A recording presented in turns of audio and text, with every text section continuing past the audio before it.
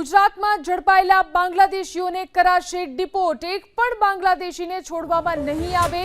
ગૃહ રાજ્યમંત્રીએ જણાવ્યું છે ડિપોર્ટની પ્રક્રિયા જટિલ, અધિકારીઓ કામ કરી રહ્યા છે તેવું પણ તેમણે જણાવ્યું। ઘૂસણખોરોને પકડવા સરકારે અભિયાન શરૂ કર્યું છે તેવી જાણકારી ગૃહ રાજ્યમંત્રીએ આપી।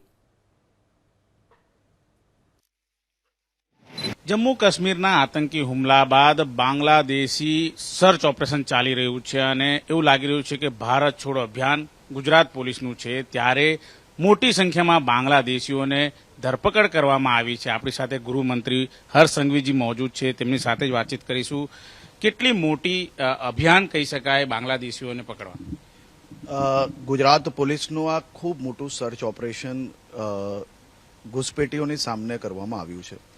ખાસ કરીને ગુજરાત પોલીસના અમદાવાદ સુરત શહેર યુનિટ, વડોદરા શહેર જિલ્લા unit, Surat rural unit, Bharuch અને ગુજરાતના દરેક યુનિટ દ્વારા આ ઘૂસપેટીઓની સામે એક પછી એક ખૂબ જ કડક પગલાં ભરવામાં આવ્યા છે।